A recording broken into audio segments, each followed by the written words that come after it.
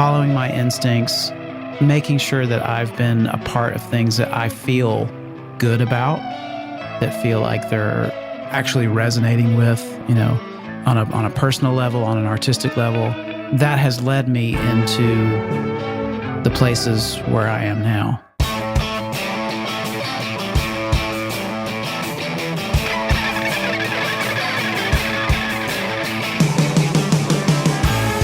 Welcome to Recording Studio Rockstars. I'm Lid Shaw, and this is the podcast created to help you become a rock star of the recording studio.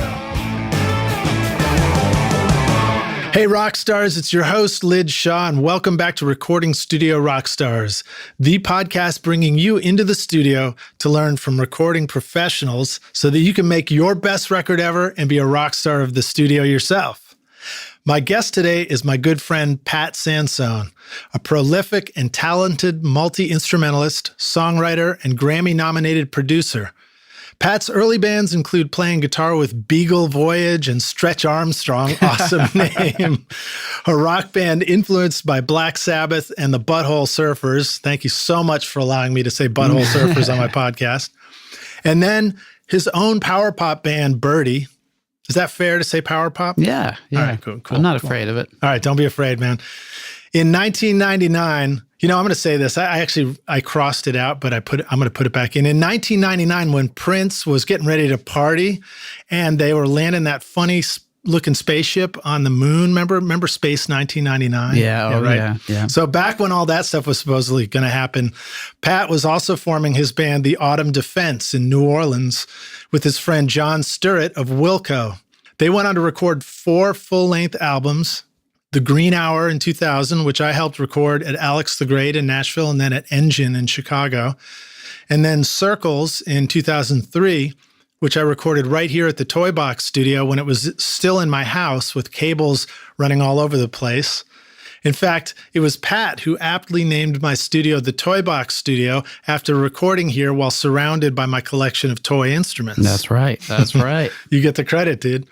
The Autumn Defense then went on to make their self-titled album, The Autumn Defense, in 2006 and Once Around in 2010.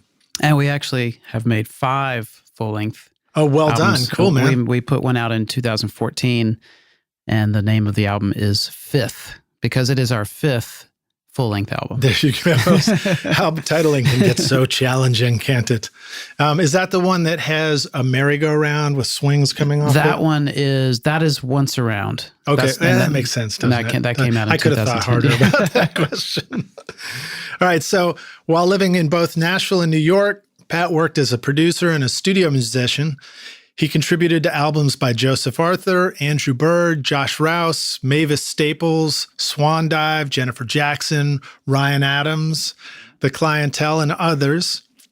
And in 2004, Pat joined Wilco following the departure of the multi-instrumentalist Leroy Bach. Am I saying that right? That's right, yeah. Okay, groovy. And now Pat plays guitar, keyboard, maracas, and several other instruments, as well as singing backup vocals with Wilco. He's also involved in the writing and recording of Wilco's albums, Sky Blue Sky, Wilco, and co-producing The Whole Love in 2011.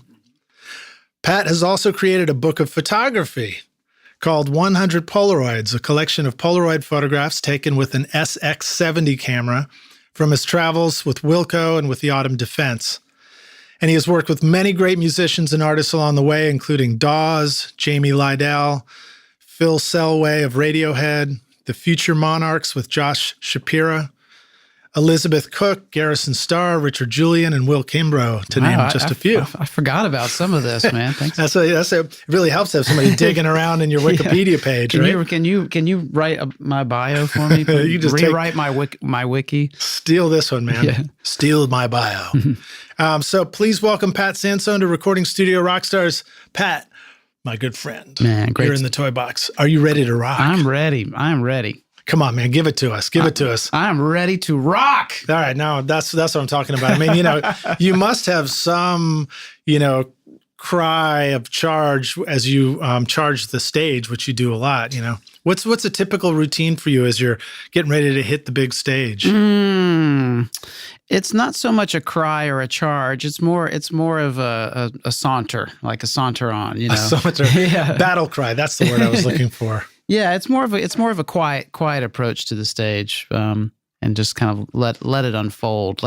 Nice, man. I can see your book your next book is going to be like the Zen approach to quietly approaching the stage. Zen or something and the art of stage approach. Zen and the art of quietly approaching the stage. It's a better way for me, you know. It kind of sounds like it could be a Portlandia skit. Yeah. To be honest. All right, so Pat, I've done my long-winded introduction to you, but can you kind of fill in the gaps in your own words and tell us more about how you got started out in music and got into recording? Who are you, man? Well, how did it start? Well, I'm as you said, I'm from Meridian, Mississippi. Meridian is it's a small town in Mississippi. It's not tiny. It's a town of about 50,000 people. Might have been a little bit more people there when I was growing up. That's 49,000 more than you. 49,999, sorry. Right. I think I know most of them, but that's why I went into podcasting, not math. Yeah. It's a bit of a musical town. It's one of the things it's famous for is that PV Electronics is from there, based there. Started there. Hartley PV, went to high school with my mom, and he started PV in his. From what I understand, he just started it in his garage, and very homespun. And is he still living? He is. He is still living. And he still runs PV. Do you know? I don't. I would assume, sort of moved on. I would assume. I don't really know. I don't know a ton about the details of PV this day. But when I was growing up there, PV was everywhere, and my first guitar was a PV. My first amp, of course, was a PV. You know, every musician in town played PV, and most of them also worked at PV because PV. They owned that town. Well, every single bit of PV gear was made in Meridian, Mississippi. I think up until probably into the late 90s, maybe even longer. I'm not sure. But and there are a lot of musicians around town. I had some family friends that were involved in the Muscle Shoals scene a bit in the 70s. And what's the proximity between Meridian and Muscle Shoals? I would say probably 5 hours or something like that. Okay. But my grandmother was a performer. My mother was a singer. My father a performer and also a promoter in our town. And he put on shows all through the 70s, 80s, and still puts things on today. When he was really active in that was in the 70s and the 80s. So I grew up getting to see a lot of incredible, legendary acts. Watching from the wings and watching them rehearse and watching them set up and, I remember you telling me stories about that. I felt like you described it as a really beautiful theater that you booked. Yeah, it was a theater of holds about 1,600 people.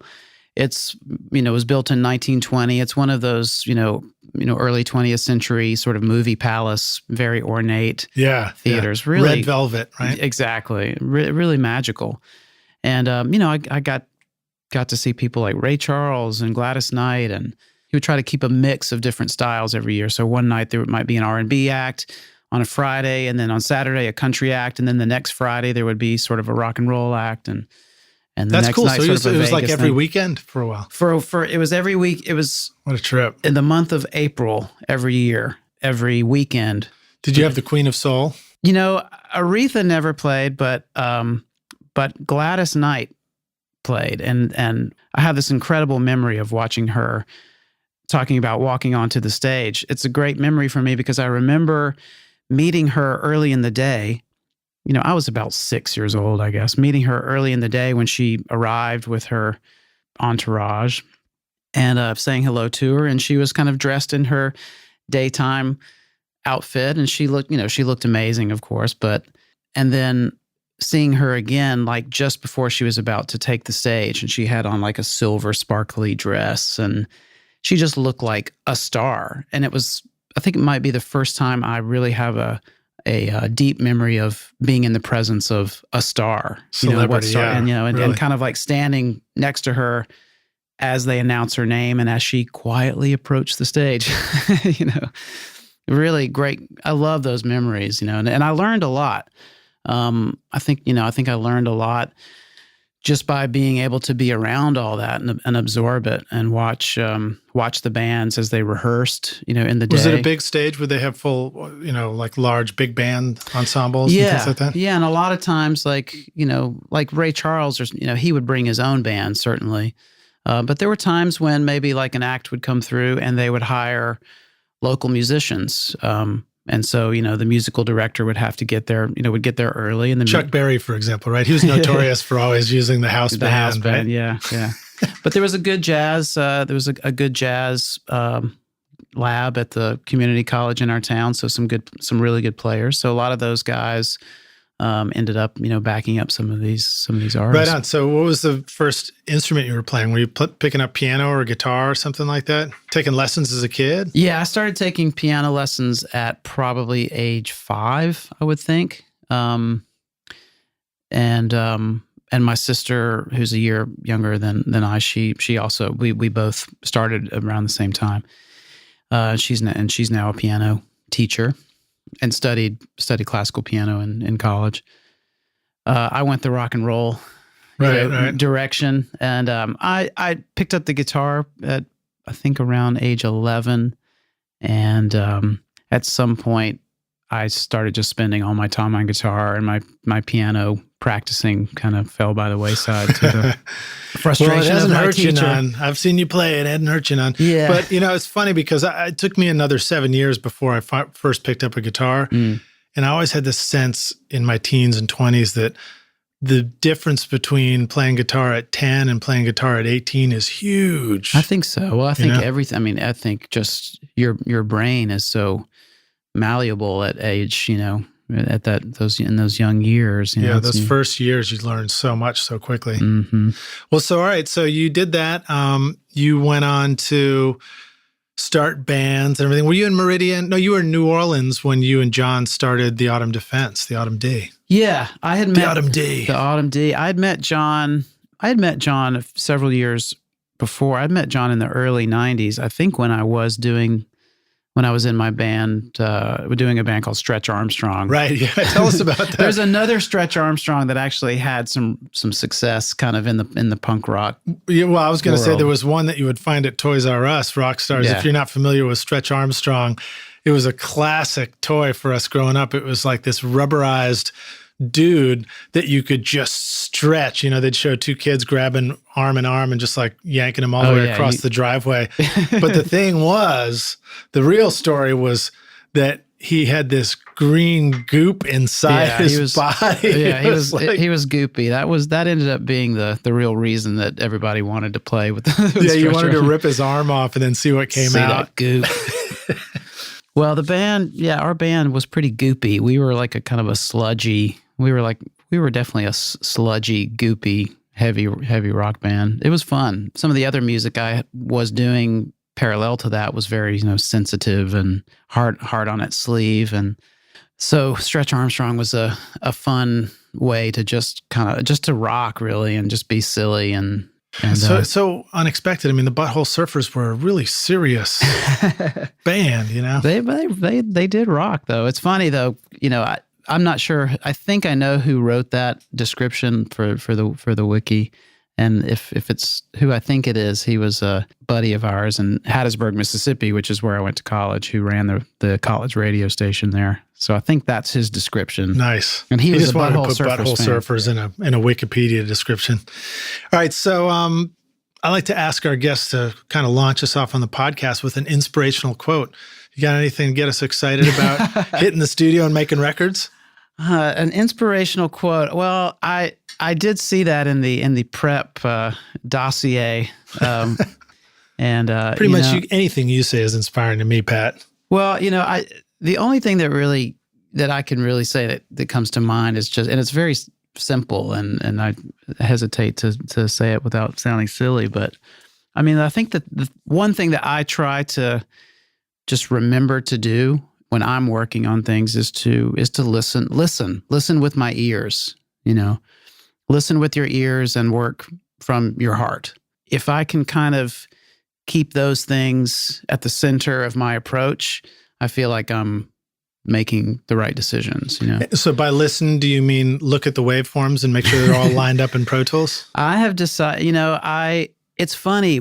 I started doing this a few years ago, and I think part of what inspired me to do this was our buddy Brad Jones, because our friend Brad, great producer, great musician, was working with him on something, and I noticed that he had turned in the Pro Tools session, he had turned all the waveforms to black, right? So that there weren't any none more black, no colors for those waveforms, and if I'm correct, his reasoning was that he didn't want to be influenced by the visual preference of certain colors to others. He just didn't want to have that stimuli affecting the way he was making decisions. Yeah, and it did make a lot of sense to me. And well, I remember there was a story to it too, where he felt like he was using the colors initially, and then he went back and forth in something, and he realized he was picking the one that was lime green or something like that. Yeah. And that was why he was picking it, not because it sounded better. So he decided to just turn off all colors. Yeah. And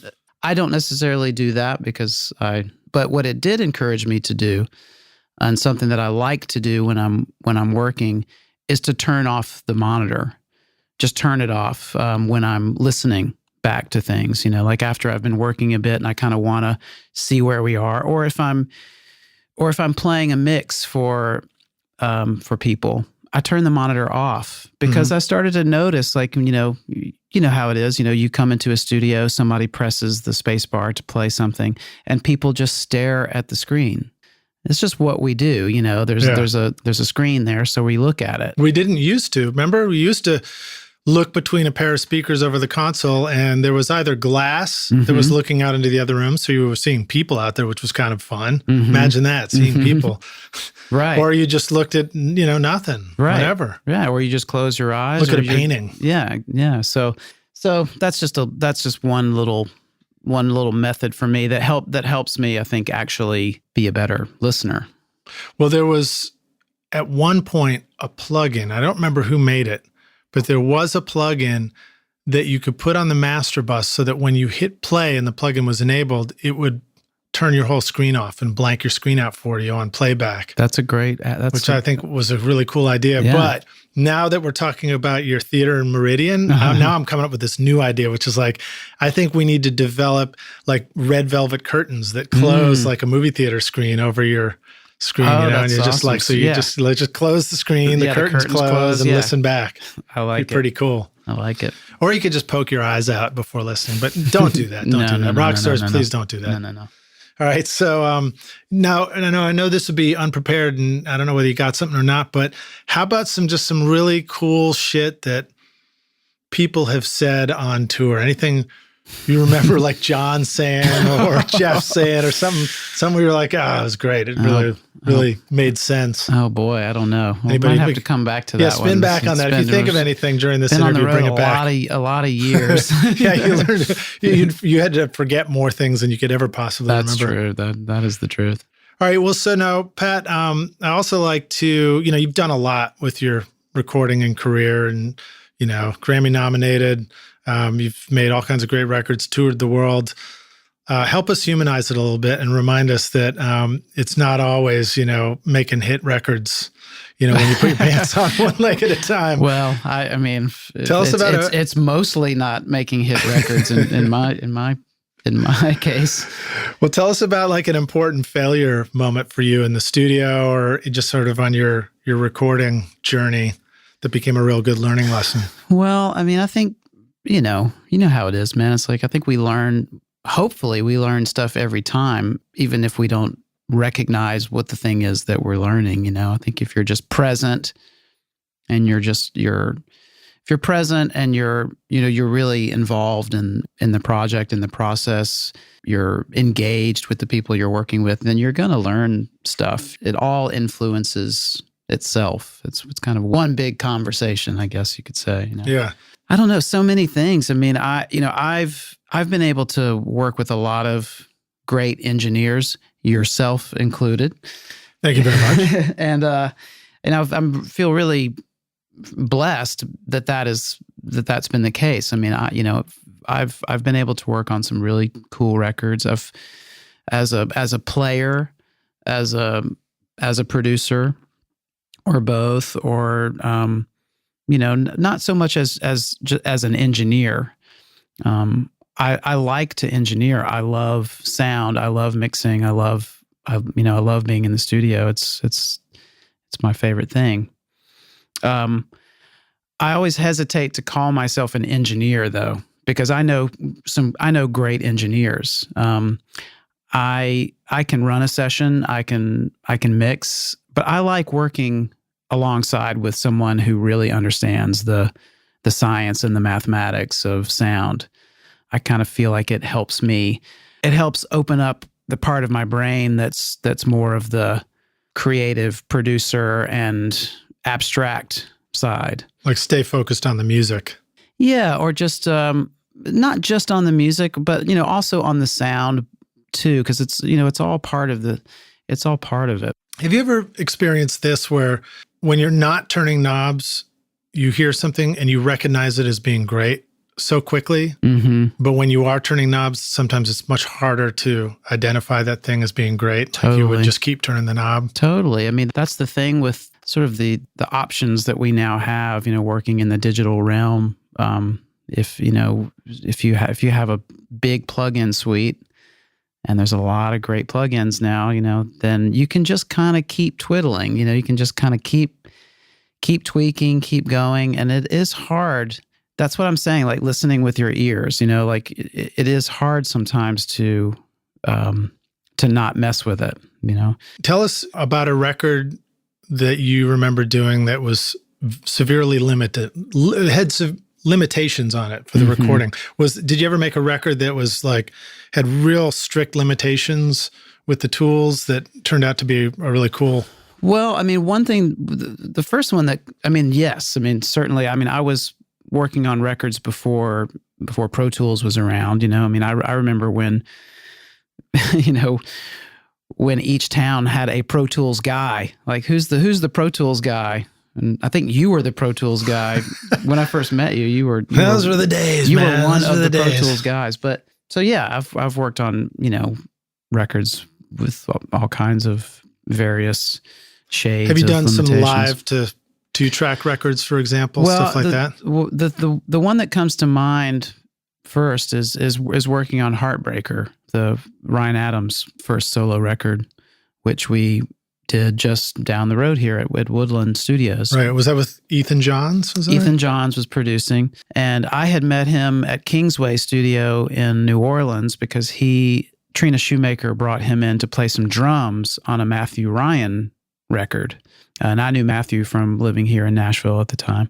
When Ethan came to Nashville to do Ryan's record, he called me in to play on him. He said, we're not really using a lot of outside musicians. It's mostly just me and Ryan, but we're bringing in a couple of people. So, you want to come by and play some stuff. And that was actually, you guys recorded that over at Woodland Studios. We did that where I interned. Oh, right. Yeah. So yeah, we did that. But I was gone by the time you guys did that. That was, I think, 99, if I'm not... Right, that famous year when Prince was getting ready to party.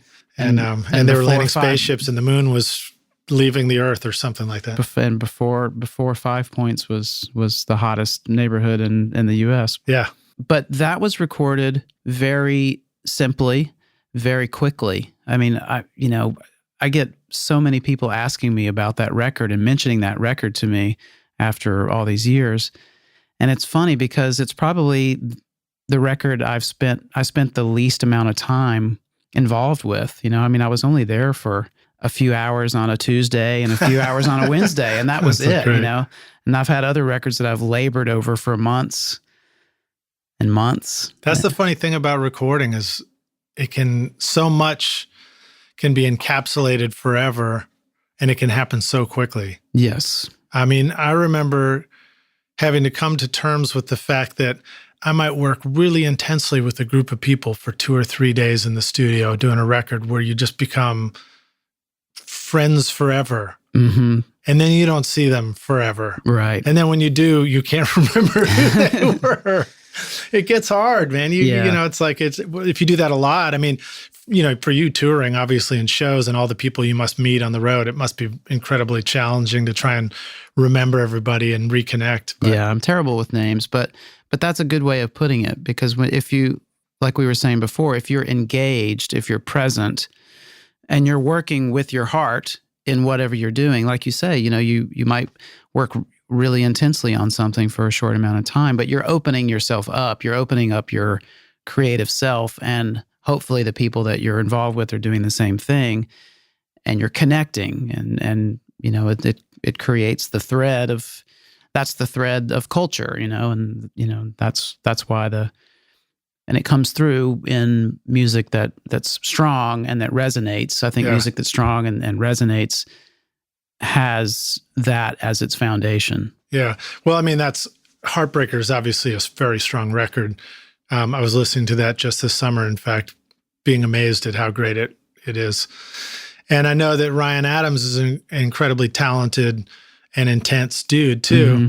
There's something about that record too, and about the way he did things that was like, it was new, but it was also familiar when you would hear it. You know, mm-hmm. he had that real talent, which obviously, you know, you do too, doing that record together, of making something just remind you mm-hmm. of something. What do you have to say about that? How important is it that music reminds us of something when we make it? Well, I think that's what it is. I mean, I think it's, you know, it's a reflection of, you know, music is a reflection of us, of what's happening in us, and it's a very magical way of connecting us with something that's very close and essential and human, you know. So that familiarity, you know, like for something like Heartbreaker, it's familiar because it was very immediate. It's very immediate. You know, there was no, I mean, it's a pretty simple concept. Let's put this singer-songwriter in front of a mic and get some good musicians around him and record it. Yeah. And try and get it to feel great. You know? Yeah. I mean, and you know, that, you know, Woodland was a great studio, great room, classic gear. It was recorded to tape. Some of those tracks, I don't know if all of them were, but I think most of them were recorded live to 2-track.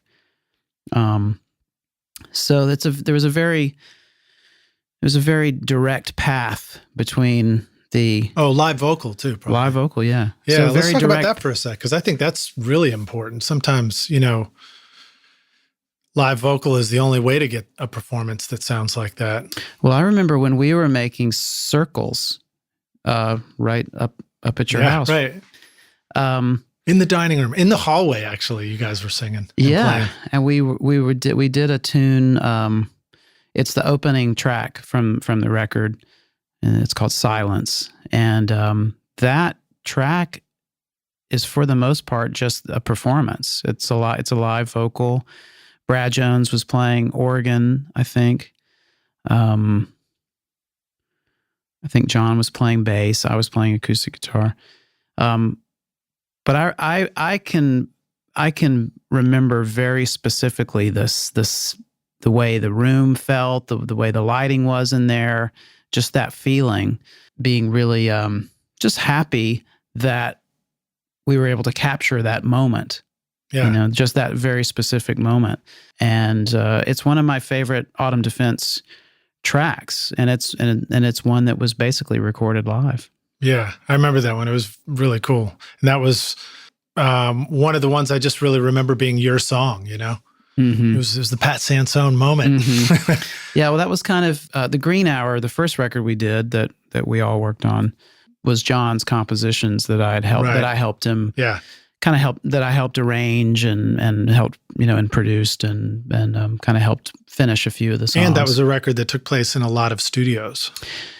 And yeah, well, three different studios mostly. We started it at we started the tracking at Kingsway. Oh, it was at Kingsway, and they had the CalRec console, right? Well, the CalRec was actually at our small studio in New Orleans, which was called Magazine Sound. And that was when I was living in New Orleans in the mid '90s. I became friends with these guys who started their own studio, just kind of by cobbling together gear. And my buddy Glenn Graham from Blind, who was playing with Blind Melon at the time, he had some gear that he had parked there. And my good friend Mike Napolitano, who's an amazing engineer, Nappy, yeah, he had some stuff there. So it was kind of our clubhouse studio. The CalRec was there, great console. It ended up going to New York and living in a studio there for a little while, a private studio where I actually was living on the couch. Right, yeah, it was that loft studio in Soho. Yeah, in Soho, yeah. That was cool, man. I bet you missed that console for sure. I wish that. I think it got, it got disassembled and parted out. I would love to have. They finally turned it into channel. plugins, right? Yeah. If I could have one channel from that console, I slept under that console for a year. Basically. Nice. Yeah. All right. Well, so let's fast forward a little bit. Let's take it up to the loft, working with Wilco, Chicago. Talk to us a little bit about the process. Maybe what did you learn from that process and the way that you make records with Wilco? How does it start? Where does it go? Well, the loft has changed and grown over the years. When I first started doing anything at the loft, it was actually before I had joined the band, because through my friendship with John and the Autumn Defense, I would spend a lot of time in Chicago. And there was a time when John had the only setup there, where John had like a Digi 01 Pro Tools rig and some stuff and set up there. So we did some stuff there together. Eventually, the loft, over the years has become, now it's, an incredible facility for record making, full of great gear. And there's a Neve console there. But there was a time when there was just a Digi 01. There was just a Digi 01 in the corner. John and I did some Autumn Defense recording there. We recorded some of our third record there. But yeah, now, it's a full-on record making machine. Right. And so Rockstars, to describe it, it's the rehearsal space. It's the place where you guys could bust out all your full band setup and practice and play music. Right. So maybe by default it becomes a bit of a writing space as well. Yeah, it's just Wilco world, It's like I don't know how many square feet it would be. It's big, but just a big open industrial loft space on the north side of Chicago. And so yeah, it's where Wilco would rehearse. The offices were there for a while. HQ, yeah. And as the collection of instruments grew and the recording gear started to arrive, now it's kind of it's not so much a big open space anymore. It's pretty much covered. Yeah, it's like every inch is covered by stuff. Tell us about a favorite new piece of gear that you've recently acquired. Anything kind of fun and cool? You're sort of putting your studio together now. I'm putting my studio together. Yeah, I've got. I work with my friend Josh Shapera, and we've been making records together in Chicago for about the last 5 years, I guess. We met in Chicago, and he had a studio there at the time called Black Sheep, and we worked on a few things together. He let me do a lot of the overdubbing for Once Around, the Autumn Defense record, at his space, and then kind of in exchange, I played on some sessions for him, and we just realized that we were a good team. And we took on a few production projects together. So it's been a great partnership. But the idea is to sort of move our operations from Chicago to Nashville sort of gradually. So I'm setting up some stuff here. But piece of gear. I don't know. I don't know. I didn't know if you just like acquired a new instrument that you were digging a lot. Well, I did just get a Universal Audio Apollo. Oh, cool. Which I think is a pretty a pretty fun piece of gear. So will that be your interface in the studio, you think? That's going to be my interface, yeah. Well, they sound fantastic, and you've got, some of the best plugins that exist. Yeah. I mean, it's pretty astounding. I mean, it's a game changer, I think, for our mixing. Do you think that you'll record through the plugins? Because that's one of their big features, right? I don't know. I haven't tried that yet. So I'm curious to tread carefully. Yeah. Right? Yeah. I don't know. I mean, I have a few pieces of outboard gear that I kind of trust and know. So I don't feel like I necessarily am going to have to lean on that. But who knows? I mean, it's worth checking out. Well, what could be kind of fun to do with that would be to track the way you might track and then start tweaking out the mix just a little bit, dial things a little more, push the compression, things like that. And then I don't know if you can then just kind of move those plugins over to the record side, but just start recording, the track and the rest of the record that way and record through those same settings and see what you get. Have you done it? No, I'm just making shit up as I go.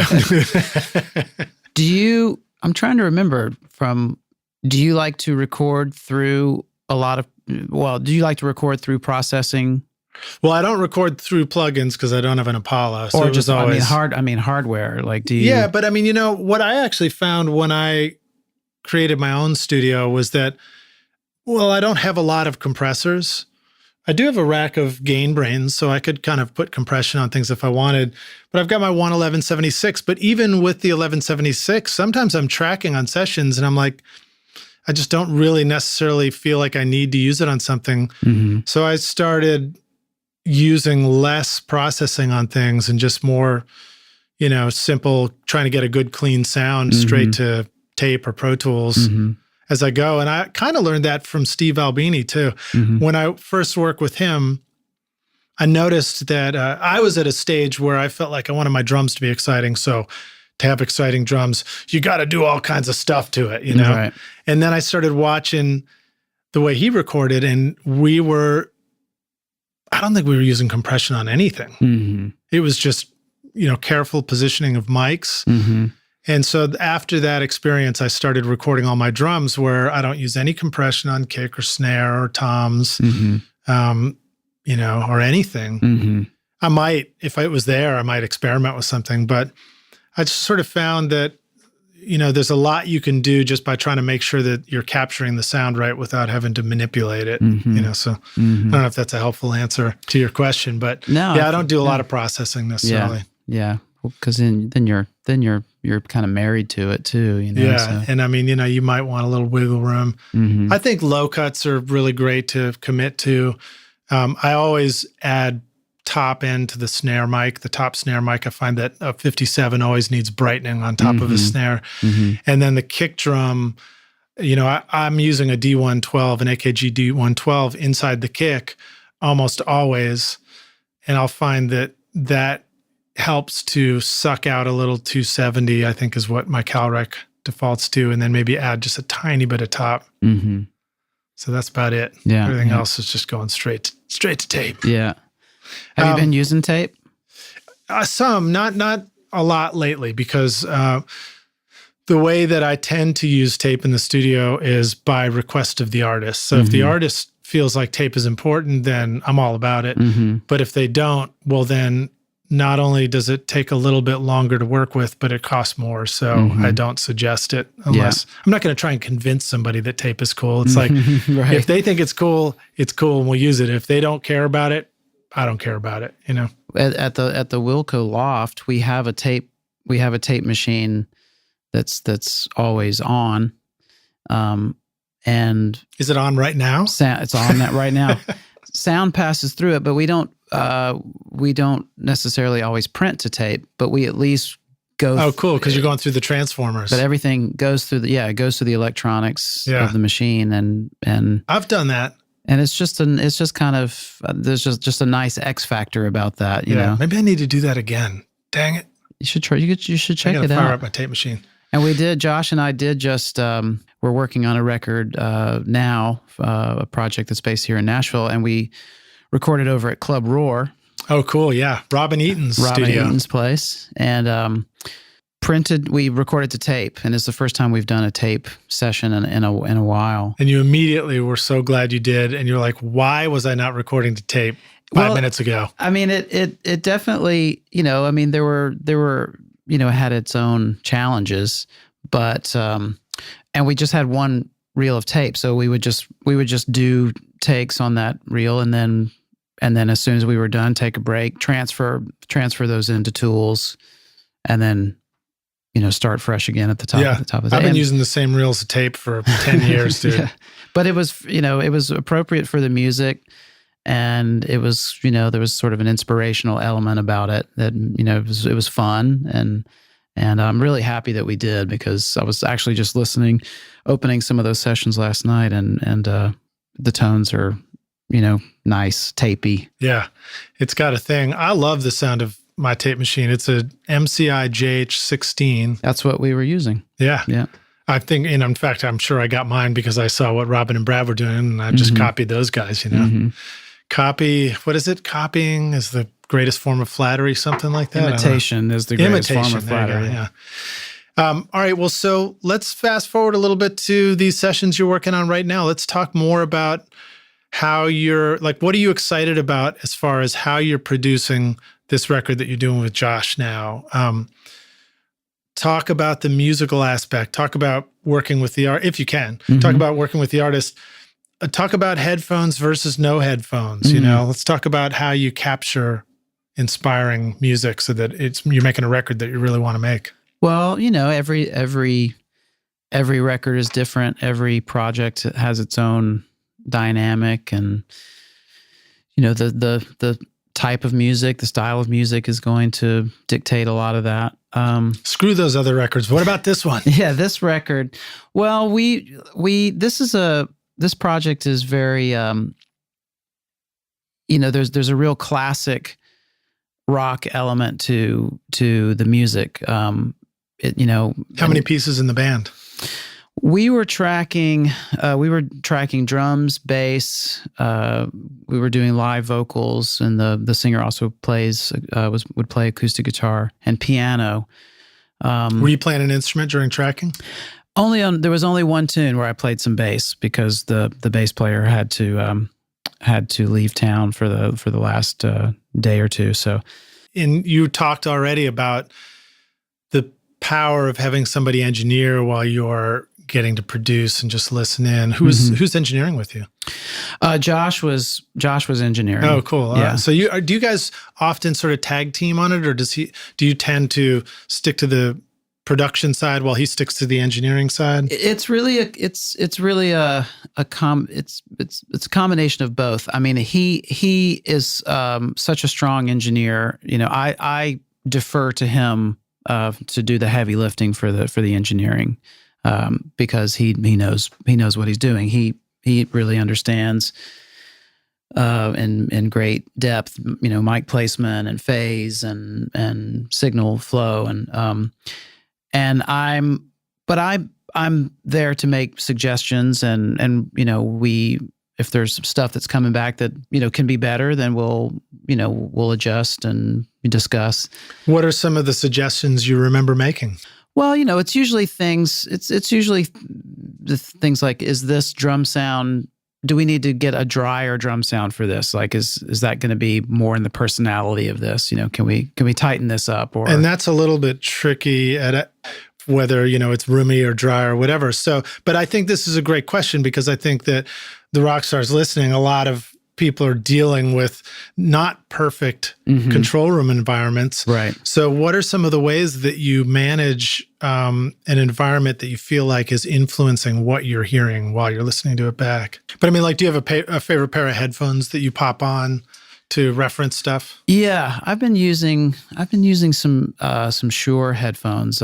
I wish I could remember the model number for you right now, but well, I mean, it probably hardly even matters. It's like, if they're the ones that you're used to, that might be the thing that matters. I have a pair that I take with me everywhere I go. Yeah. To every session. Because I mean, there's a bunch of choices for headphones out there. Like, everybody who's listening has got a different pair, but I think the key takeaway is being comfortable with a set. I remember Do you remember, was it Clay Jones? He was a Mississippi guy that I worked with years ago. Oh man, we worked on, Clay and Nielsen Hubbard were in a band together. Yeah.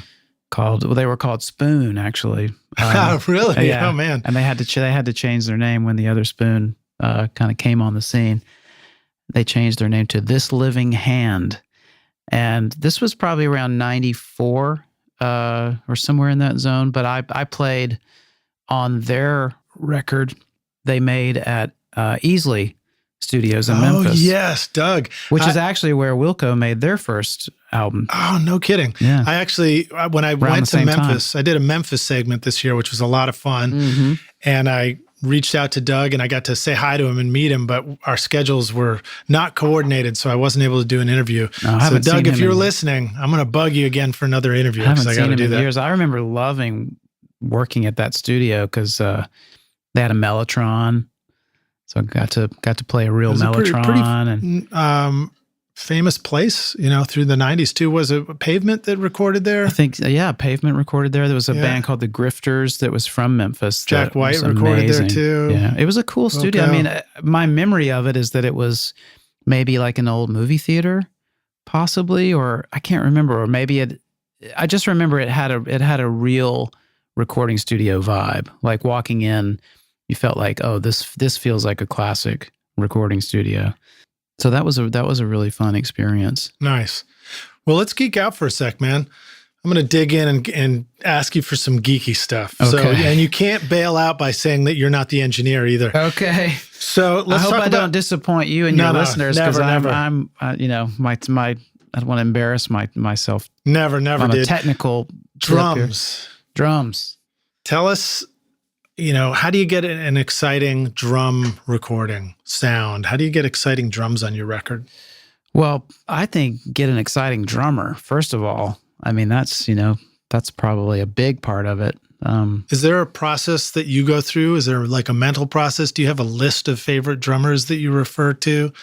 Do you start at the top and just call down and find out who's there, Well, I know a lot of great drummers, so I'm lucky to have some really good ones in my trick bag, and I've been really lucky to be able to work with some great drummers that play music, that can play really musically and know how to do it, So talk about the experience, and I don't know whether you're doing this often anymore, but you've got an artist maybe who's asking you to produce. They don't have a drummer. You have to bring in a drummer. What goes through your head when you're trying to figure out who you should bring in? Well, that was the case with this project that we're working on now. It's a band that is a group of friends that have known each other for a while, and the singer and main songwriter, his brother is in the band, and they have a very tight, that brother music connection. Both incredible musicians. You're not breaking up families yet with your production style? No, well. There was a situation where I felt like they had done some previous recordings, and we loved the tunes, and there were some great production moments on what they had done before. But I kind of felt like we could dig deeper into the drums, and maybe we could get some more just some more exciting performances out of the drums. Well, that drummer ended up leaving the band, and so going into these new sessions, we needed a drummer, and the artist he was taking a chance in letting me pick the guy. I had a guy that I felt like would be perfect for it. I know that feeling. It's scary, and it's exciting and scary as a producer, because you're like your gut's telling you something, but your fear factor's telling you something else. Right. Well, I felt really confident that the person that I wanted on the session would crush it, and he did an amazing job. And as I predicted, he got along great with the artist, and so like you were describing, by the end of the 6 days in the studio, everybody's best friends and, inviting each other for Christmas holidays and stuff. So, so you're making Christian records. Then. So it went well. it went really secular. It's like purely secular. Right. But so it went really well. How about examples? Have you had experiences where you picked a musician for a project and it either didn't work out or it just took some settling in before everybody was confident, Probably so. Nothing's coming to mind. You don't have to throw anybody under the bus. Right? Yeah. Nothing's coming to mind at the moment. But, sometimes things go more smoothly than others. I've certainly been in some situations where the vibe just wasn't right. And that's part of it, that's part of the process, and you also have to kind of go with your instincts there, if the vibe is off to you, that's part of your job, I think, as producer, is to trust your own instincts. And if the vibe is off and you think that you can do better, then it's worth trying, if you can, if time allows and budget allows, and you're juggling all those different things. And all right, so you got a great drummer. You're doing a session. Do you sometimes find that the drums need to happen with a certain number of instruments and tracking, so that you start with the core elements? Maybe it's a live vocal, maybe it's not. Let me ask it like this: how often do you find that you don't want to have a live vocal at tracking, that you want to replace the vocal? Do you find if you had to sort of like say it was a certain percentage of the time, how often do you come back and do the vocals later and comp it and even, tune vocals versus capture a live performance that has to go down and it's like inextricably tied to the guitar, for example? I think probably the majority would be the situation. What I like to do is set up a situation where you're getting a live vocal that can be used if some magic happens. Just assume that this could be the one.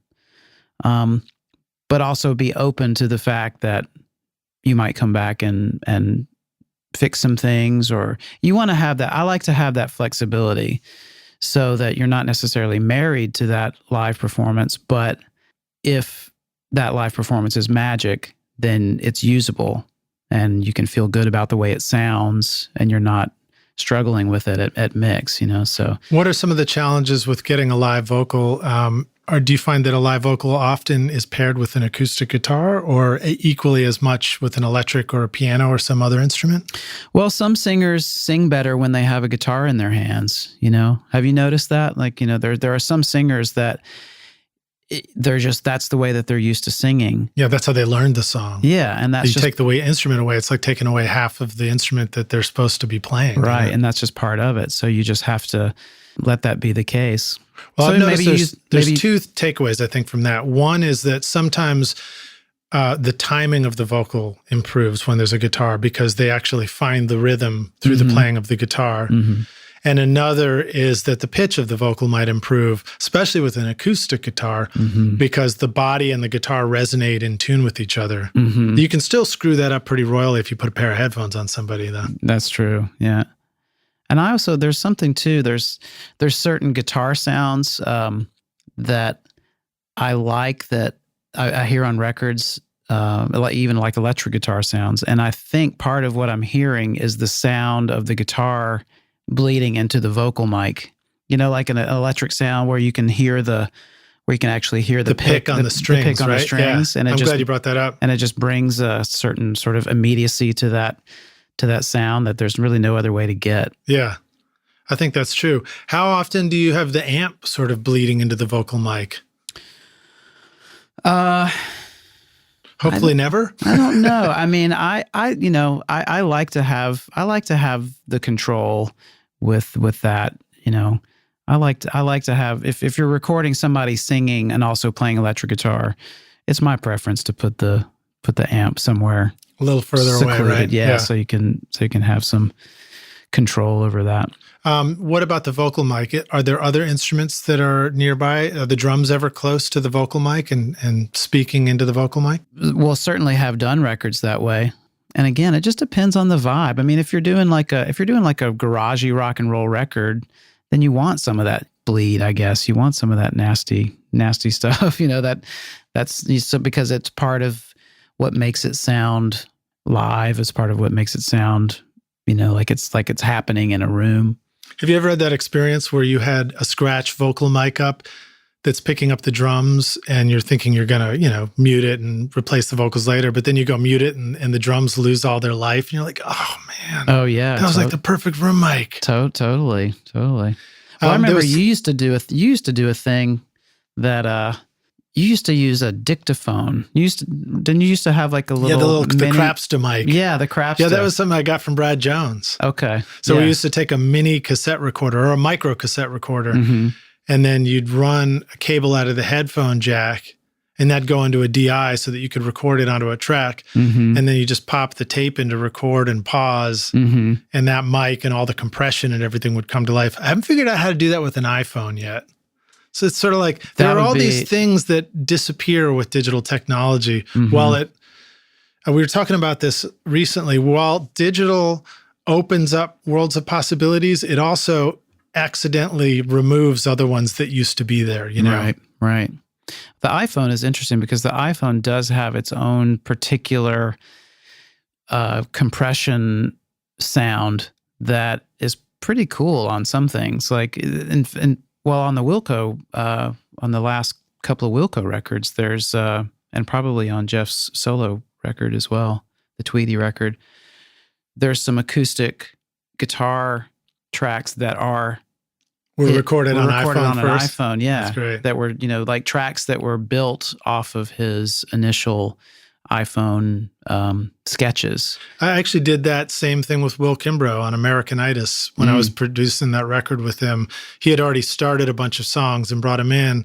It was a song that he had recorded with the mic before iPhones, and we just had iPods and we had the little clip-on mic. He had recorded the song that way, and I was like, this feels great. Let's just build the song around this. And that kind of goes back to some of what you were saying before, how how things sound different to you when you have knobs in front of you versus how they sound to you when you're just listening, And it's funny too, I think time and time and perspective kind of changes that. So, like the way you think something sounds versus the way maybe it actually is recorded.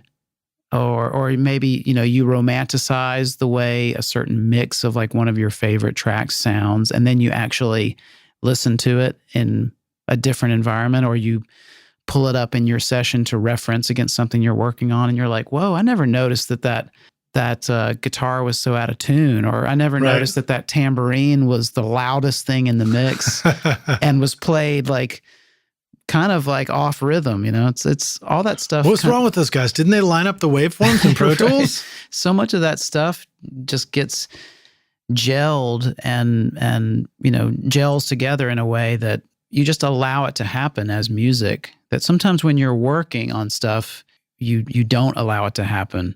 Does that make sense? Right, yeah, because you're focused on what you think is supposed to happen instead of what's happening. Like I pulled up a Queen track recently when I was working on something, because the track we were working on had there was sort of a kinship to some early Queen.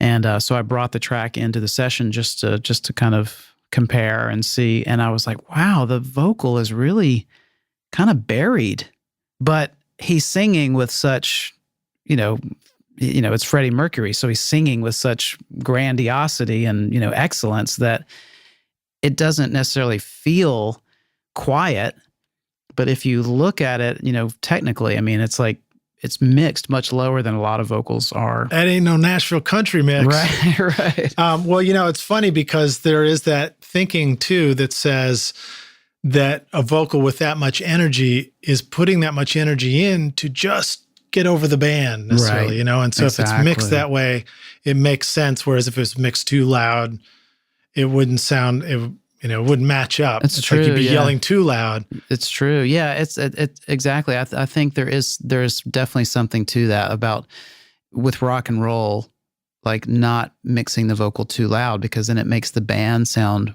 sounds weak. But if the vocal is kind of trying to fight through the rock, then it makes the whole thing seem more exciting. Yeah, something similar to that I've noticed is when tuning vocals. So I've done a lot of vocal tuning in Melodyne, for example.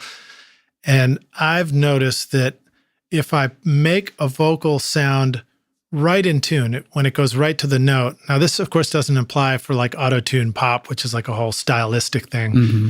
But for something where you're just trying to fix where somebody didn't quite reach the note, sometimes when you fix it and you help them reach the note immediately, you listen back and something doesn't feel right. And I realize it's because you're almost removing the human effort. It's like if they go to the note too easily, it makes the voice sound like it was relaxed. Right. And then the track might lose some life because it doesn't have the emotion, because the person's just relaxed now. They used to be emotive. Now they're just relaxed. You know? So I think those are all important things to know. A drum set that has been beat detected so that it's exactly on the beat might not sound like the drummer's trying so much to play that part anymore. It's funny. I remember that when we probably first started recording and we got into using click tracks in the studio, and we start noticing, you're speeding up on all the fills and going into the choruses. And, by default, it was like, well, that's bad. You're not supposed to speed up and everything. Not realizing that maybe you are supposed to speed up. Maybe that's what makes it actually kind of cool. That's part of the language of why certain styles of music are what they are, because they have those pushes and pulls. They have, it's just part of the vocabulary of it. Yeah, exactly. You're the expression. Right. You're right. It's like it's so easy to just kind of airbrush over all that stuff now. Because you can, right? Because you can. So. Yeah, I think these are lessons that we're all still learning, as we make records this way now, is kind of like, and I think it's cool. There's a lot of really cool records that I kind of hear it. I'm starting to hear a little bit more in the last couple of years. I think the approach to using modern technology in a way that doesn't airbrush all that stuff away is there's an aesthetic that I'm starting to hear more and more with like younger producers and younger bands. I think it seems like there's more of an appreciation for. They're going to look at us like we were the 80s, which the 80s were actually pretty cool. But, there was also a thing that happened where like records lost something to their sound as in that transitioning period, with the new tech and the new digitals and all that stuff. Although some of that some of that early 80s digital technology is starting to sound like really organic, and it's funny. Oh man, does it ever end? Man, those Fairlight sounds are so All right, so we're about to take a break and come back in for the final jam session. But before we do, let me ask you this. Talk to us about recording keyboards. So tell us some of your favorite ways to record a Leslie organ, for example.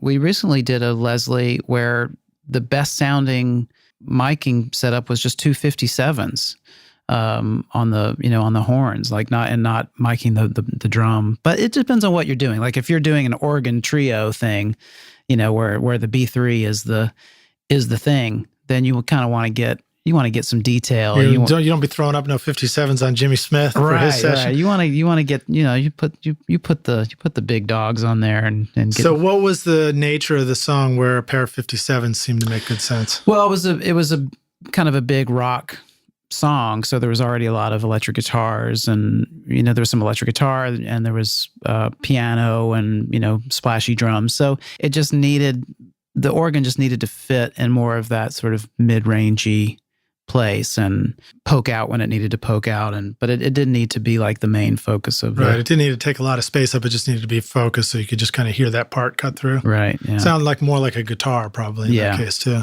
Yeah. Yeah, I've actually found that a pair of 57s is kind of perfect when I record the organ here too. Oh yeah, I've been doing that more. I was like, wow, that sounds great. I don't need to get a bunch of fancy stuff going. That sounds killer. Yeah. Here, right in the mix. How about some other keyboards that you use? You use a Whirly a lot, I know. How do you like to record a Whirly?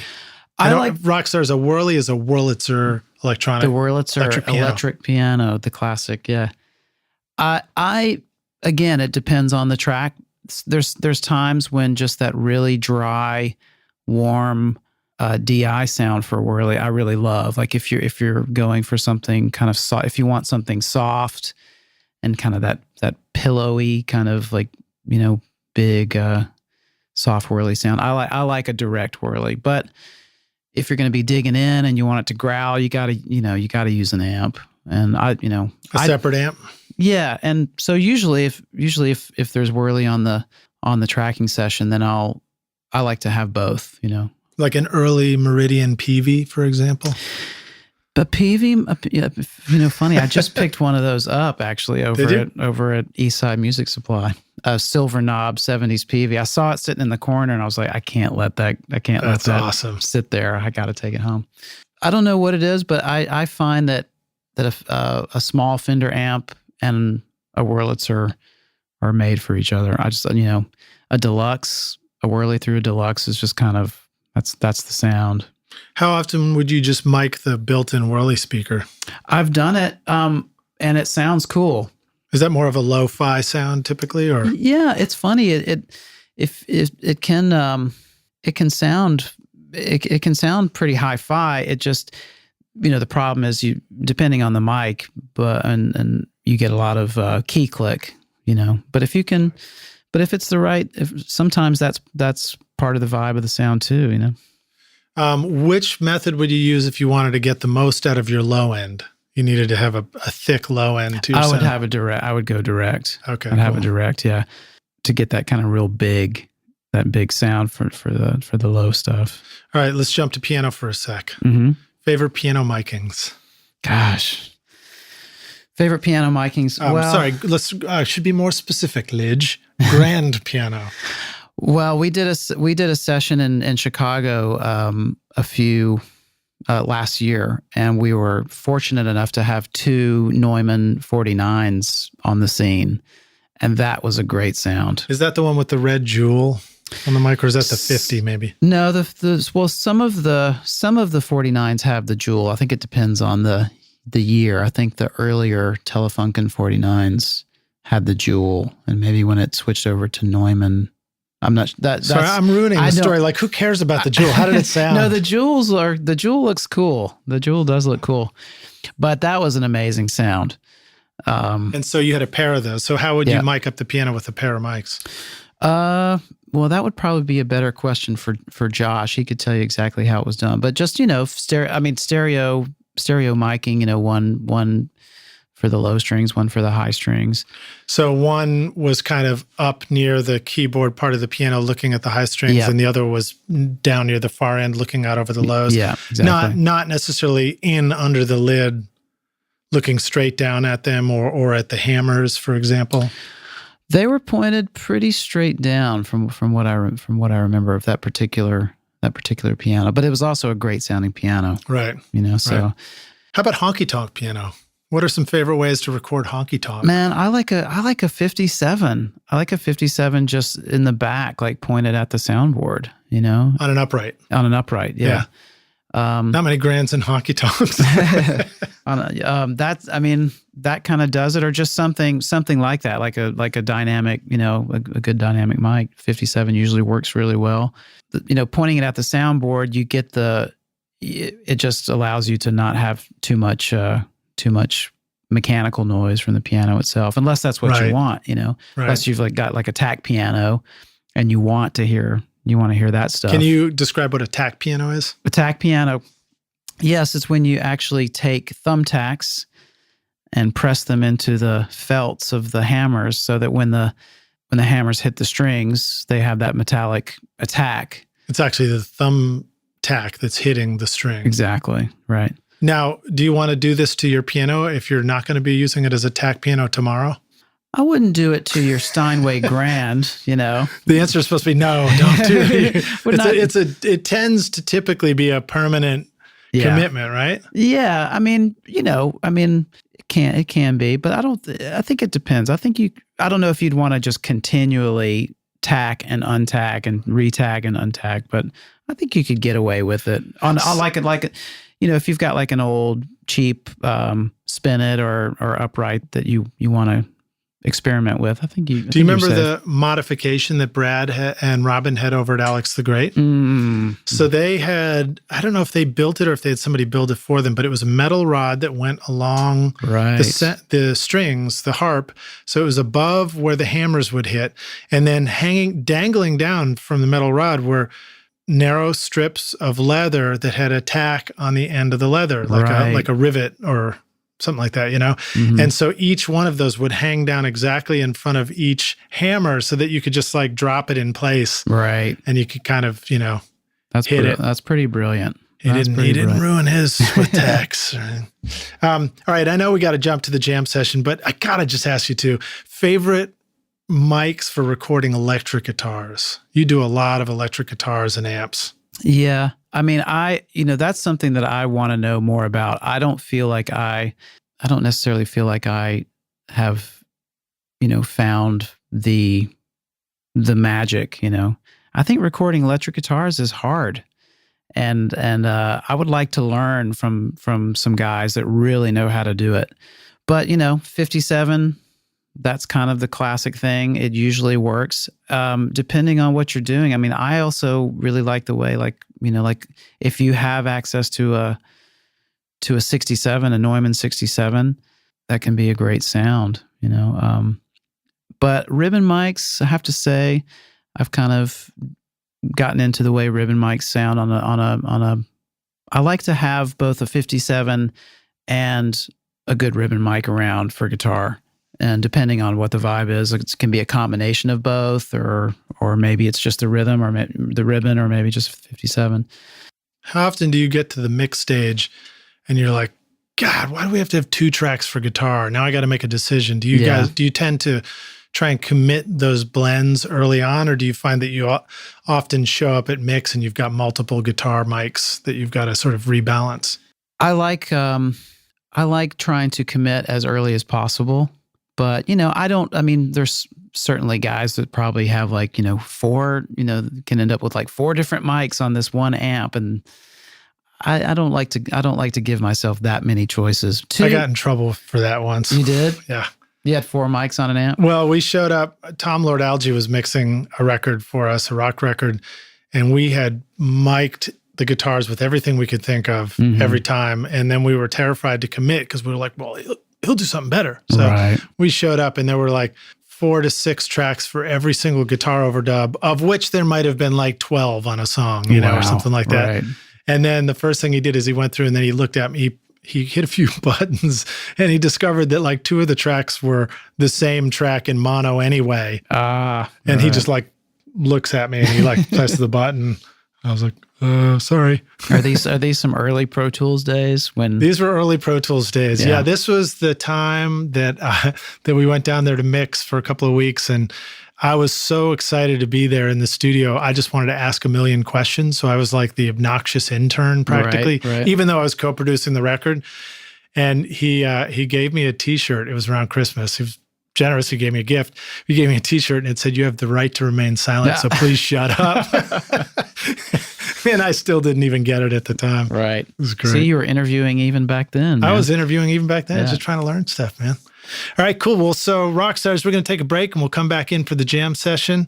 Before we do, I want to remind you that you can find links to the stuff we're talking about in the show notes. In fact, I'll try and remember to do this. Pat was talking about using 57s to record guitar amps. And I remember seeing a video out there where somebody lined up like 6 57s straight on the cone from the edge all the way to the center. And then on the other side, they did it at a 45-degree angle going all the way out. And then they played the guitar in and recorded that to like 12 tracks.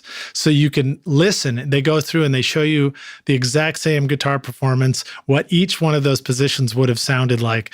And it was pretty eye-opening. I mean, it might hurt a lot to listen to it too, because then you'll be trying to decide what to do next. But right, you mean just because there was so much of a difference in it each was each cool. mic Yeah, you really hear a position? difference on those. You're like, Oh, yeah. that's kind of like, it was almost like the difference between choosing pickups on your guitar. Right. It was like some sounded like the 45-degree angle sounded a bit like the out of phase split pickups on a Strat, more like that. And some sounded more full. So I'll try and make a mental note to remember to find that video and put it in the show notes. So many choices, man. So many mental notes, so dude. many choices. Yeah. Once you choose your mic, then you got to choose where you put it. I'm going to confess something too. The only way that I even remember stuff like putting it in the show notes is when I go edit this interview and then I hear myself say this and then I write it down. Right. And I remember to do it. So we'll see if I do that. And then Rockstar's last couple of things. If you like the theme song to the podcast, that's my song Black Sabotage, and you can go check that out at skadooshmusic.com. SKADOOSH music.com. And then if you'd like to get yourself a snazzy Recording Studio Rockstars t-shirt, you can go get that at rsrockstars.com/t-shirt. All right, enough with the pitching, Lidge. This is Pat's moment in the spotlight. All right, dude, we'll see you in a second for the jam session. Awesome. Hey everybody, it's Lid Shaw, and I want to thank you so much for listening to this episode of Recording Studio Rockstars. I really appreciate you, and I really appreciate your time. And as a way of saying thank you, I've created a special mix tutorial just for you, Rockstars, totally free, called the Mix Master Bundle.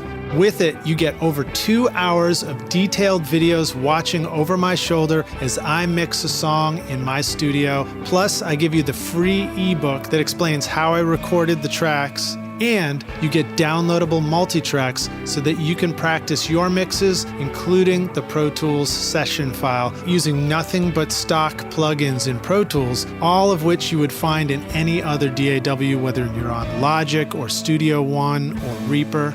Maybe you're struggling with trying to improve your mix technique, or maybe you just simply don't have access to multi-track files or can't record a full drum set in your studio. I wanted to give you a chance to create your own mixes from full drum kit, bass, and guitars recorded in my studio.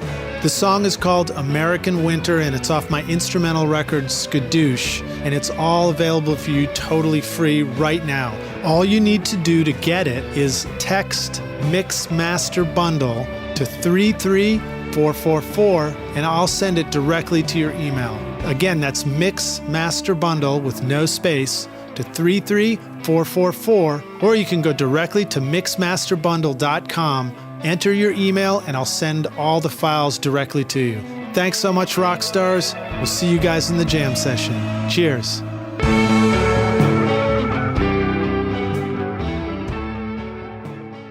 Hey, Rockstars, we're back. We're going to jump right into the jam session. I'm here with my guest, Pat Sansone. Pat, are you ready to jam? Let's jam. All right, dude, let's kick it. What is the jam session anyway? Oh, I was just going to ask you a bunch of questions. So when you started out in recording, what was one of the big things that was holding you back? Holding me back. Holding me back. What was one of the first things that was holding me back? I'll throw something at. I remember when I was checking out your bio, you had done an interview and you made a comment about the challenges, financial challenges and things like that of your 20s. Well, my 20s were tough. I mean, I didn't, I spent most of my 20s living month to month and kind of questioning whether or not I should even be in the music business. I'd have times when I knew that I was on the right path, and then times when I was like, what am I doing? But I really just had to kind of barrel through and grit my teeth through those times and just, do it. Did you hold some day jobs as well? I mean, you must have probably had to do that at the same time as music. A few, yeah. When there were some temp jobs that I had to get involved in for a while. Like real temp. Yeah. But I think I just knew deep down that this is the thing that I'm best at in this world, whether or not I'm amazing at it. It's the thing that I can do the best from, that you are. So I'm just gonna I'm just going to follow that instinct and just, even if I'm broke as a joke, just keep doing it. And I spent most of my 20s like broke as a joke. And it wasn't until my mid 30s when I, landed a solid gig. So, yeah. But I mean, like when you were going through that period though, and you're asking yourself, should I be doing this? Should I not be doing this? I mean, did you consider maybe I should just go get a job in something else? Or was it more like, I really want to do music, but why is it so hard? I think it was probably more of the latter. I think in my, in my early 20s, there was a moment there where I was, I did end up, I did go to college. I did get a bachelor's degree in philosophy. Oh, nice. And, the most practical high dollar profession. So if music doesn't work out, I can really just, can ponder fall back on that philosophy. Ponder up a dollar career. bill. But there was a moment where I was considering, like, do I go the music route or do I go the academic, do I do the academic thing? Now, if I recall, there was also sort of a record deal or development deal or something like that you went through. Well, too. I had this. It's kind of a long story. I won't go into the whole thing, but I had made a record. The way I got into my first studio experiences were in my hometown in Meridian. There was a fellow in town who was very instrumental in me kind of falling in love with the recording studio. His name was Mike Bowles, and he had a studio. He had the only recording studio in Meridian, Mississippi. It was called Big Oak, and he was a drummer, and he was very involved with his church. He was like it was like a very musical church, and so he had he opened a studio. He bought a MCI machine and console from Randy Blevins, and yeah, he set up a small studio, and that's he was just kind of doing like local jingles for local businesses in Meridian, and if there was a songwriter that wanted to demo some stuff, it was just he was just like up for anything really. My band at the time that I was playing in, just a bad heavy metal cover band that I was playing keyboards in, we went there to record a demo for the Battle of the Bands. And he saw me, this 13-year-old kid with a synthesizer. I was the only person in town, or one of the only people in town that actually had a synthesizer. And he needed some keyboard stuff for some jingles he was doing. And, so he started hiring me to do sessions. That turned into me working on and off there for, 5, 6, 7 years, something like that. And it was a great education because I learned a lot about how to sort of fake my way through different styles of music. We might do a rock and roll thing one day, and then somebody would need like an old school country vibe for something, and then we'd do some bad 80s jingle kind of thing. And it also taught me how to be flexible in the studio and work with different personalities, and so that was a great education from age 13, starting at about age 13 or 14, I think is when I started hanging out at that studio. Yeah, dude. That's awesome. I think the high school I was at, by the time I was about 17, I think, had a little 4-track studio, and I was beginning to see the stuff for the very first time, but not a real studio like you were in. It was cool. I mean, there wasn't an abundance of awesome gear there. But, having an MCI 24-track machine and that MCI console, I think the coolest mic there was a 414. That was a good way to kind of get comfortable in the studio. So by the time I had sort of moved on and was kind of working in, sort of a broader arena, I'd already been in the studio for a lot of hours. So I wasn't nervous being in a recording studio. Yeah. Well, I remember when I met you up here, there was a period where you were doing some recording with Richard Dodd and Joe Baldrich too. That you guys were kind of finishing up or doing some mixing or something like that. Yeah.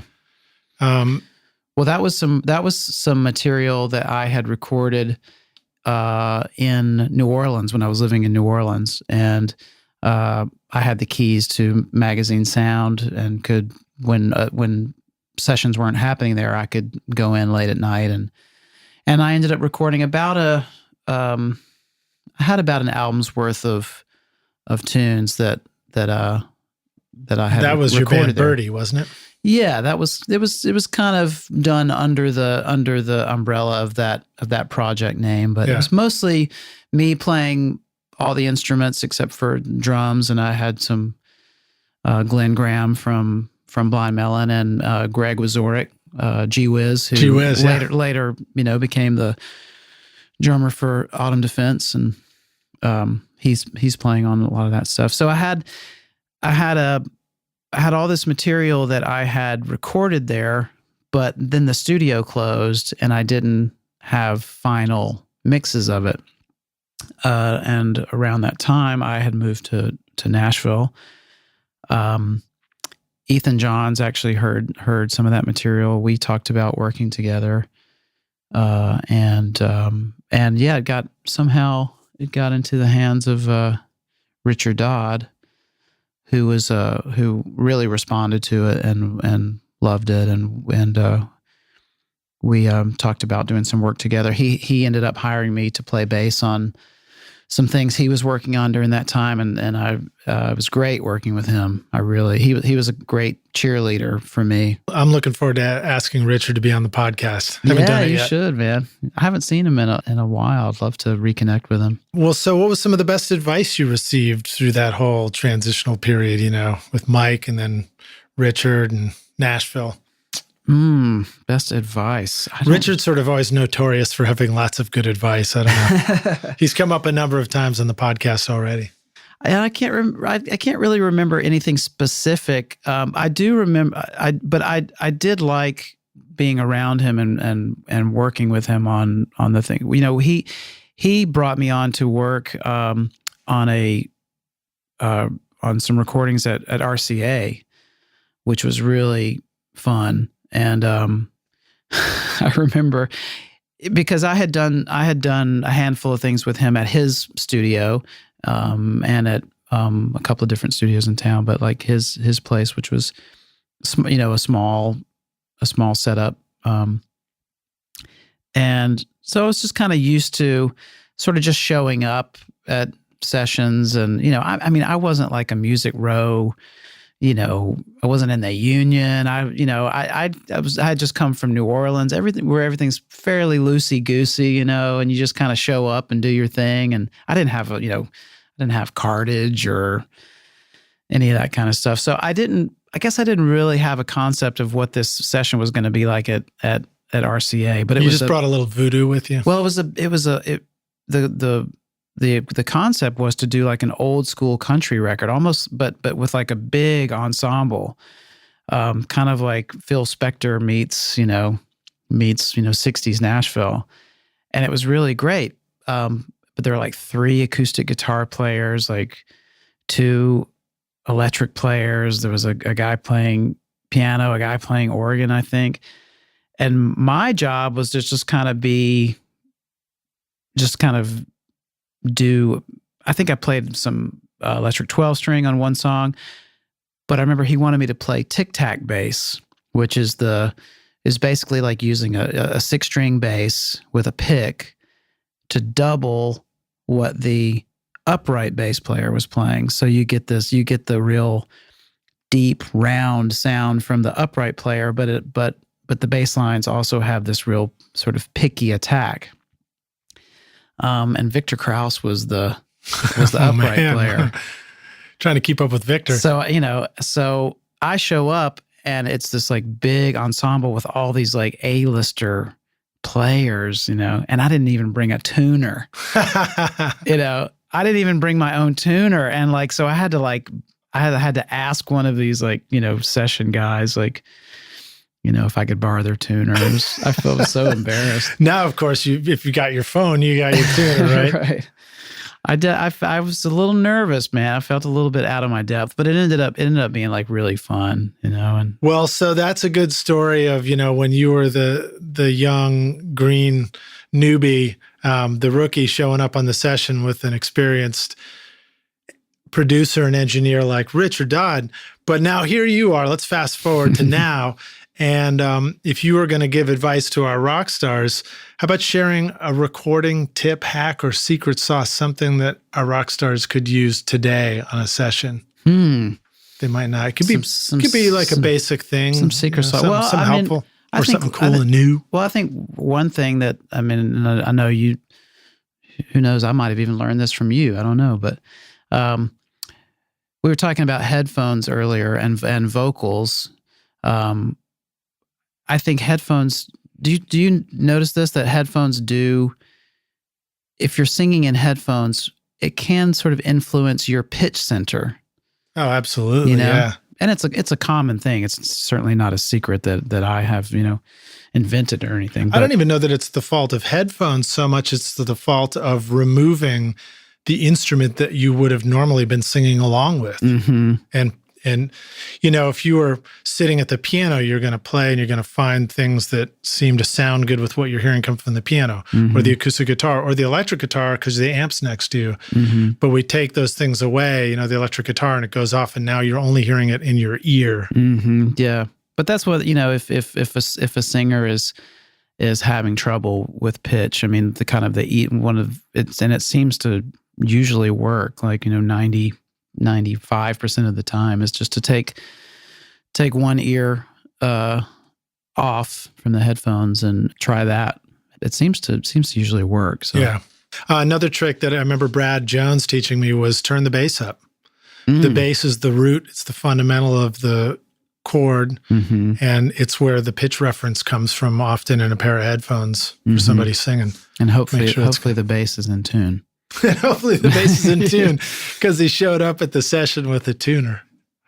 All right, cool. How about a favorite hardware tool? Something doesn't have to be, a compressor or something like that, but just something that physical that you bring to recording sessions and you're sort of always glad you got it. Like a tuner. Yeah, well, it's good to have it. It's definitely good to have a tuner. Well, it depends. I've been.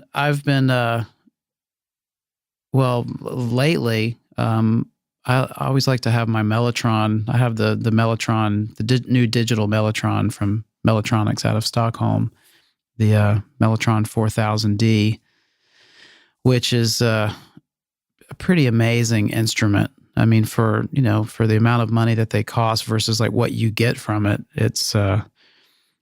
I think it's a value, but did you try and convince them to call it the Mellotron 4000 Autumn D? Well, there's a special edition coming out, so that'll be available on our website now.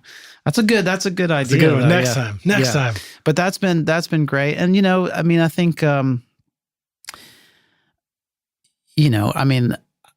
having something like one of the classic, like if an 1176 or an LA2A. I mean, I have if you've got one of those classic pieces around, even if you can just have one of them, it's nice. It's nice to have the color, that can provide. Best tambourine.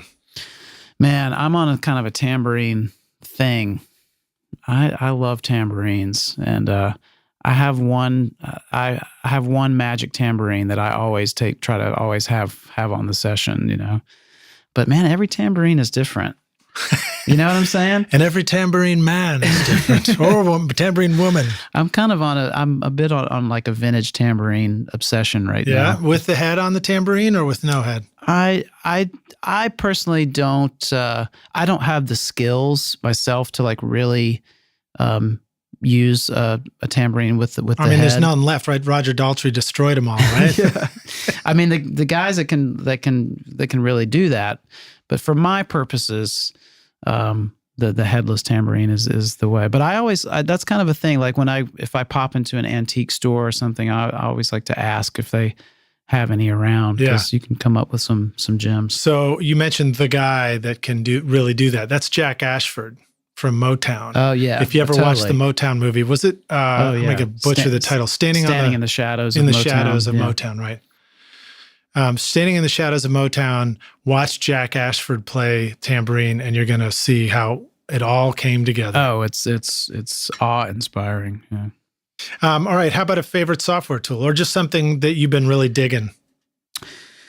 Well, the Universal Audio stuff is it's so good.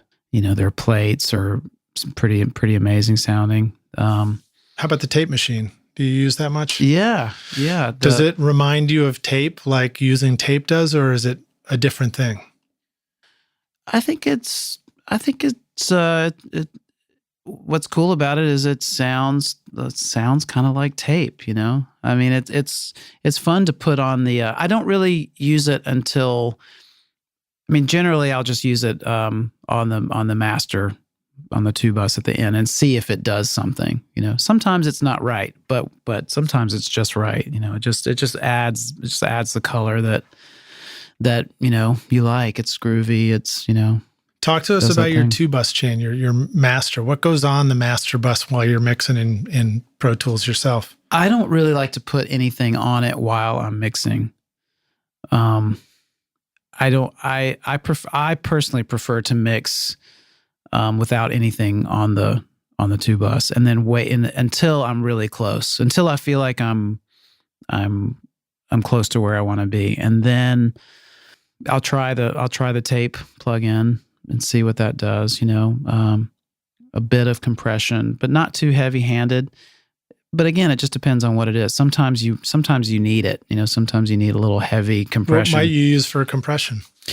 Well, at our studio in Chicago, at the Mixin Administration, we have an Allen Smart. Even if you're mixing in the box, you'll still go out and go through the real compressor. Yeah, we have a we generally will mix we'll generally mix mostly in the box, but we'll send it through. We have the dangerous D-box for summing, and then that will go into the Allen Smart stereo compressor, and then we print that back into Pro Tools. And then you might experiment with the tape at that point. Yeah, something like that. Yeah, cool. And that's been working, but there's also mixing completely in the box can sound great. Yeah.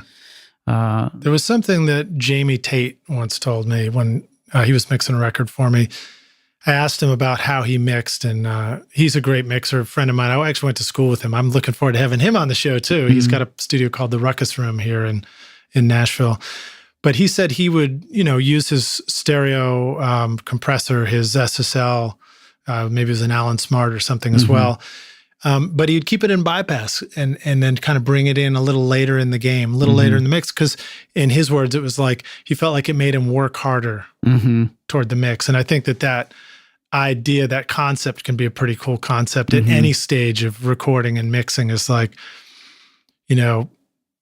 use the tools in such a way that maybe you got to kind of work for it so you get as close as you can before you start leaning on the tool too heavily. Yeah, but then some kid comes along and just slams that piece of gear, and it's the coolest sound you've heard. And it sounds completely awesome. I know, that's the thing. It's really, that's why I even hesitate sometimes to, because I don't profess to have the, the answers to any of this, because it really is all about listening with your ears, and not necessarily with your brain, and like the things that are supposed to work and the things that are going to work. I mean, there's stuff that you get a relationship with, and a method you get a relationship with. But like you say, then some kid will come along and do something that you would like, your instinct would be to say that is completely the wrong way to do it. But then you hear it and it's like, man, that sounds so killer. Yeah.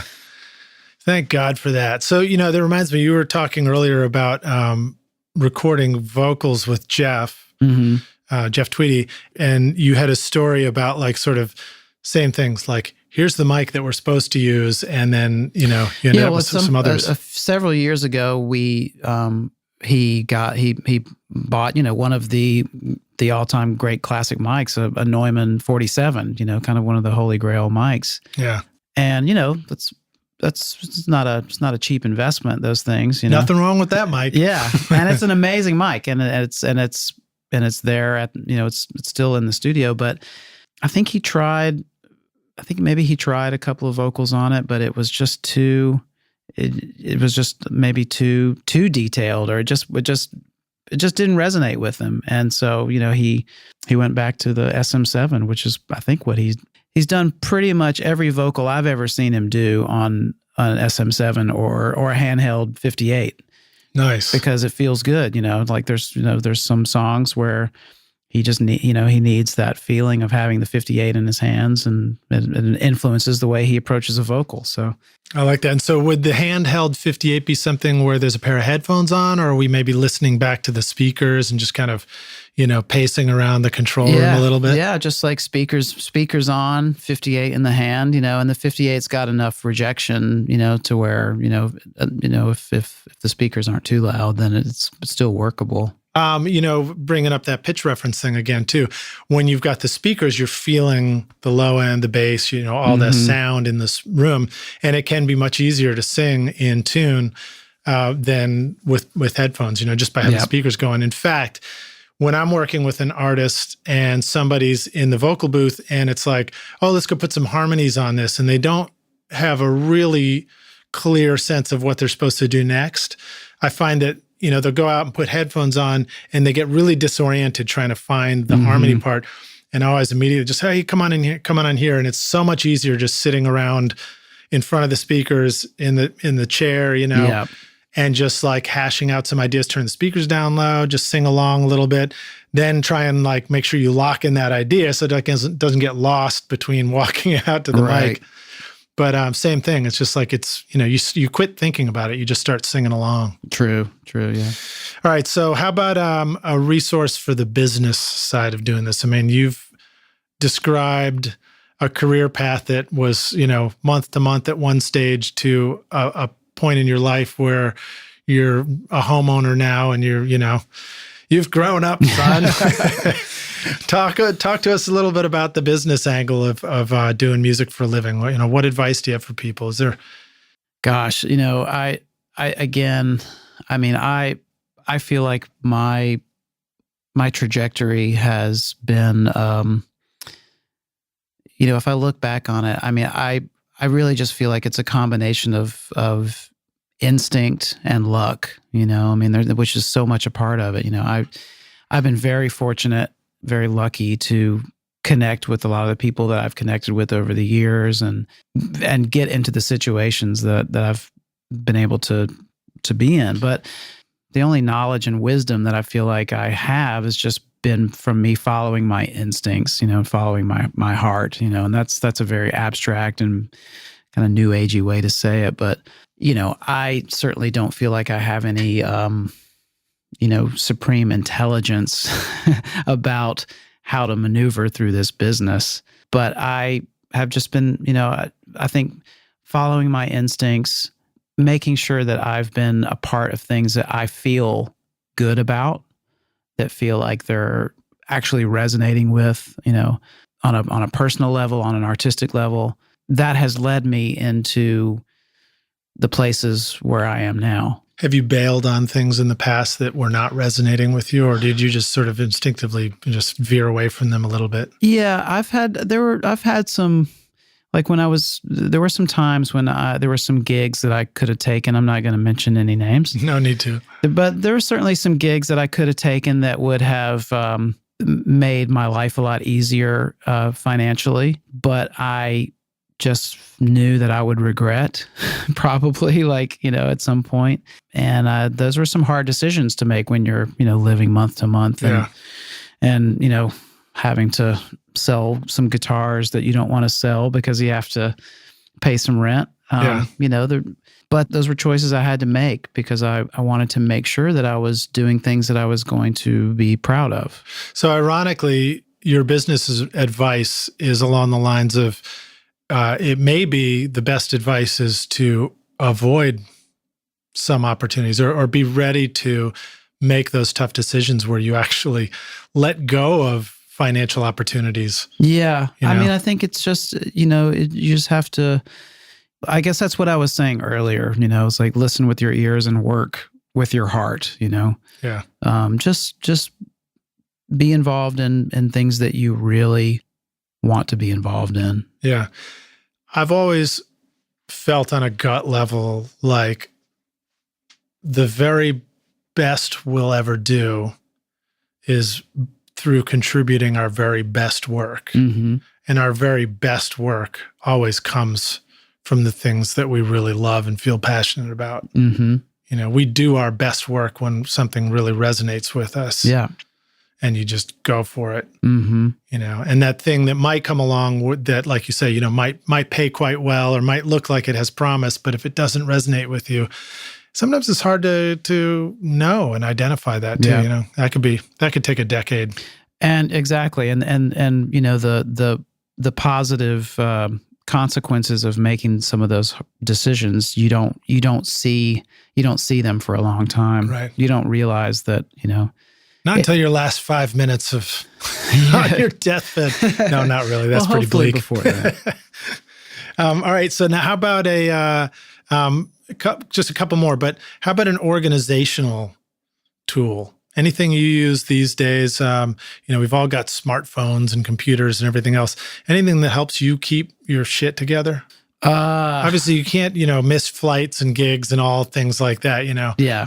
How do you kind of keep organized? And I just try to stay on top of the iCal. Like if I make a plan with someone, just try to get it on there, immediately.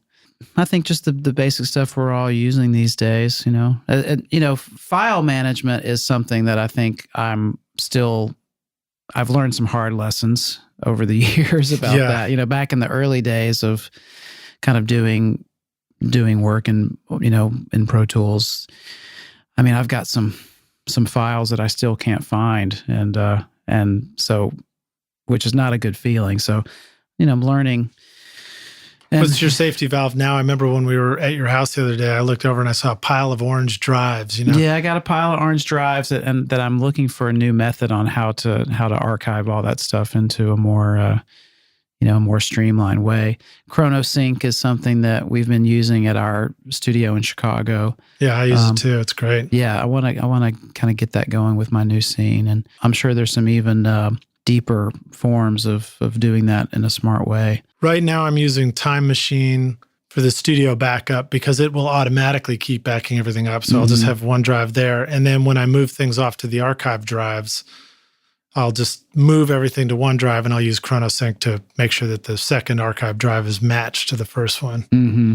Mm-hmm. So take that home and put it in your tea. Isn't it wild? Like, it's like But I had to lose some stuff to even get that far. Yeah, it's so ephemeral. All the nature of like digital information. It's just like, where is it, and how can you lock it down?